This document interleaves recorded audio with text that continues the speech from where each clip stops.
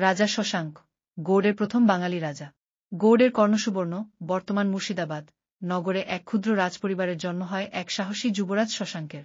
তার পিতা রাজা বিক্রমাদিত্য কর্ণসুবর্ণের শাসক, যিনি রাজ্যের শান্তি ও সুরক্ষার জন্য বিখ্যাত ছিলেন।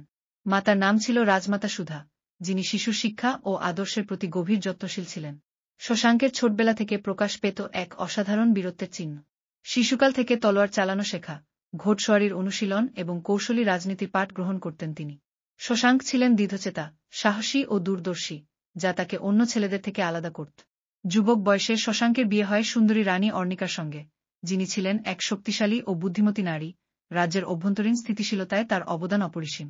শশাঙ্ক যখন সিংহাসনে আরোহণ করেন, তখন কর্ণসুবর্ণ ছিল একটি সীমিত রাজ্য, কিন্তু তার চোখ ছিল বড়, বৃহত্তর গৌড় ও বঙ্গভূমির শাসন প্রতিষ্ঠার স্বপ্ন।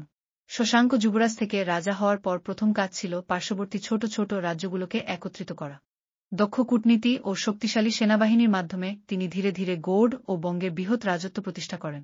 তিনি বুদ্ধিমানের সঙ্গে একাধিক ছোট রাজাদের সঙ্গে জোট গড়ে রাজ্যকে রাজনৈতিক অস্থিরতা থেকে মুক্ত করে সাম্রাজ্যের স্থিতিশীলতা অর্জন করেন। তার শাসনামলে বাংলা অঞ্চলে সংস্কৃতি ও ভাষার বিকাশ ঘটে। ওই সময় ব্যবহৃত ভাষা ছিল প্রাচীন বাংলা ও পালি সংস্কৃতের মিশ্রণ, যার ভিত্তিতেই পরবর্তীকালে বাঙালি ভাষা গড়ে ওঠে। রাজা শশাঙ্ক সাহিত্যের একজন পৃষ্ঠপোষক ছিলেন। তিনি মন্দির ও শিক্ষা প্রতিষ্ঠান নির্মাণে বিশেষ গুরুত্ব দিয়েছিলেন। শশাঙ্কের সময়ে স্থাপত্যে উন্নতি হয়। কর্ণসুবর্ণে তৈরি হয় চমৎকার মন্দির ও রাজপ্রাসাদ, যেখানে রাজ্যের প্রাচুর্য ও শিল্পকলার ছাপ স্পষ্ট। নদী ও জলবাহী পথের ব্যবস্থাপনা ছিল উন্নত, যা অর্থনৈতিক প্রবৃদ্ধিতে সাহায্য করেছিল। তার রাজনৈতিক জীবনে সবচেয়ে উল্লেখযোগ্য ছিল হর্ষবর্ধনের সঙ্গে সংঘাত। হর্ষবর্ধন ছিলেন উত্তর ভারতের এক ক্ষমতাশালী সম্রাট, যিনি বাংলার প্রভাব বিস্তার রোধ করতে চেয়েছিলেন।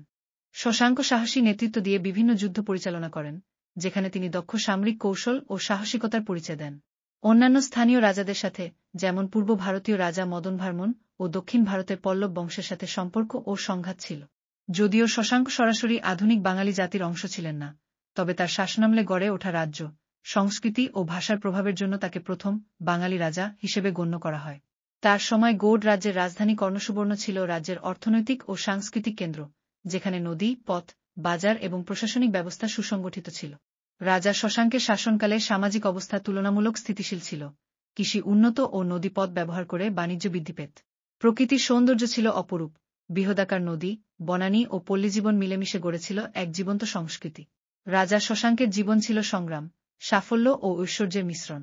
তিনি বাংলার ইতিহাসে একজন সাহসী, দক্ষ ও দূরদর্শী শাসক হিসেবে চিরস্মরণীয়।